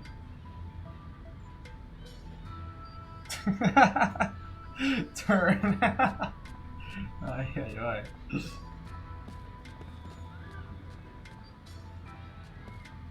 Oh man.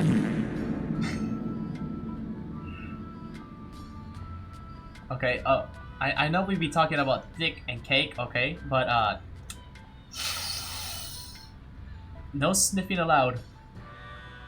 No sniffing, okay? Okay, that costs money. Sniffing's expensive. It's dangerous. You gotta sign the waiver. Gotta sign the waiver. What are these? How do I act with these?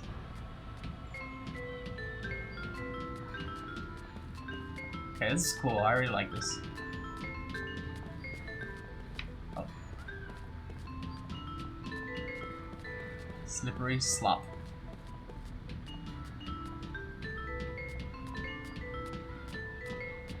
You know, red herring. What? Herring. Ah, I see. Straw Boy. Yeah, Straw Boy. Why does he have to be a man? Why can't he be a boy?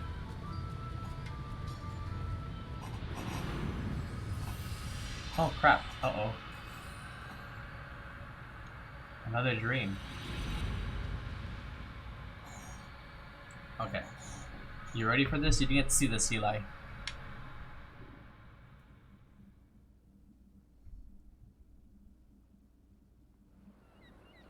This is a dream.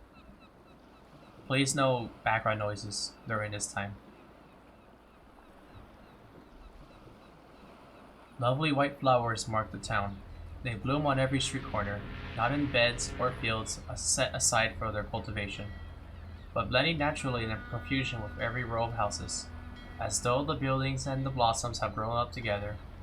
The season is early spring, and snow still lingers on the nearby mountains, but the stretch of ocean that gently laps the town's southern shore is bathed in refulgent sunlight. This is an old and prosperous harbor town. Even now, each day its piers see many cruise ships and freighters come and go. Ah, good night then. I'll see you next stream then. Its history, however, is sharply divided between the time before and the time after, an event that happened one day long ago. People here prefer not to talk about it. The watershed engraved upon the town's chronology. I'm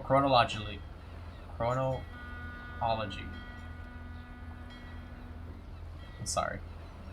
The memories are too sorrowful to make stories out of them. Kaim knows this, and because he knows it, he has come here once again. Passing through, the tavern master asks him. At the sound of his voice, Kaim responds with a faint smile. You're here for the festival, I suppose. You should take your time and enjoy it. The man is in high spirits. He has joined his customers in glass after glass until now, and is quite red in the face. But no one shows any signs of blaming him for overindulging. Every seat in the tavern is filled, and the air reverberates with laughter. Happy voices can be heard now and then, as well from the road outside. The entire town is celebrating. Once each year, the festival has people making merry all night long until the sun comes up. I hope you've got room for the night, sir. Too late to find one now. Every inn is full to overflowing. So it seems. Not that anyone would be foolish enough to spend a night like this quietly tucked away under the covers in his room. The tavern master winks at Kaim, as if to say, not you, sir, I'm sure. Tonight we're going to have the biggest, wildest party you've ever seen, and everybody's invited, locals or not. Drink, food, gambling, women. Just let me know what you want, I'll make sure you have it. Kaim sips his drink and says nothing, because he is planning to stay awake all night. He has not taken a room, though he has no plans to enjoy the festival either. Kaim will be offering up a prayer at the house before dawn when the night is at its darkest and deepest. He will leave the town, set off by the morning sun as it pokes its face up between the mountains and the sea, just as he did at the time of his last visit. Back then, the tavern master, who a few minutes ago was telling one of his regular customers that his first grandchild was about to be born, was himself just an infant. This one's on me. Drink up, says the tavern master, filling Kaim's shot glass. He peers at Kaim suspiciously and says, You did come for the festival, didn't you? No, not really, says Kaim. Don't tell me you didn't know about it. You mean you came here by pure chance? Afraid so. Well, if you came here on business, forget it. You'll never get serious talking of anybody on a special night like this. The tavern master goes on to explain what is so special about this night. You must have heard something about it. Once, a long, long time ago, this town was almost completely destroyed.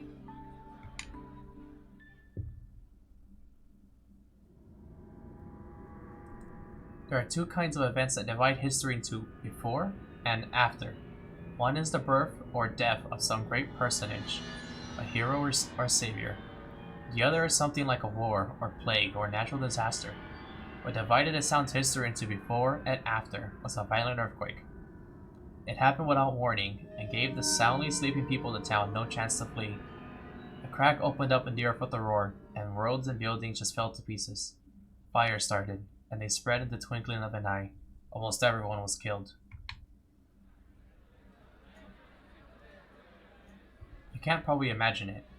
All I know is what they taught me in school. And what does Resurrection Festival mean to a kid? It was just something that, once upon a time, I live here, and that's all it means to me. So a traveler like you probably can't even begin to imagine what it was like. Is that what they call this holiday? Resurrection Festival. Uh-huh. The town was resurrected from a total ruin to this. That's what the celebration is about. Kaim gives the man a grim smile and sips his liquor. That's so funny, the tavern master asked. Last time I was here, they were calling it Earthquake Memorial Day. It wasn't a festival for this kind of wild celebrating. What are you talking about? It's been the Resurrection Festival ever since I was a kid. That was before you were old enough to remember anything. Huh? And before that, they called it the Consolation of Spirits. They'd burn a candle for each person who died, and pray for them to rest in peace. It was a sad festival. Lots of crying. You sound as if you saw it happening yourself. I did. The tavern master laughs with a loud snort. You look sober, but you must be plastered out of your mind. Now listen, it's festival night, so I'm gonna let you off the hook for pulling my leg. But don't say stuff like that in front of the other townspeople. All our ancestors, mine included, are the ones who barely escaped with their lives. Kaim knows full well what he is doing. He never expected the man to believe him. He just wanted to find out for himself whether the townspeople were still handing down the memories of the tragedy, whether, deep down behind their laughing faces, there still lingered the sorrow that had been passed down from their forefathers' time. Called away by one of his other customers, the tavern master leaves Kaim's side, but not without first delivering a warning. Uh-oh. Oh. That's a problem. Oh well. It appears to be like my Xbox 360 just turned itself off. And it sounds like someone's honking the horn outside. Oh yeah, I was on the other side of the tavern bar this time. Ugh. Well, this seems to be an uneventful end to my stream. I guess I'll be seeing you guys next time then. Goodbye.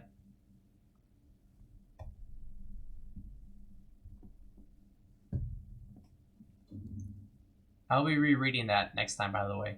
Just for you guys know. I'm gonna read all of it again. My throat's kind of dry right now from reading constantly. I should be drinking more water, honestly. But yeah, I'll be seeing you guys later. Goodbye.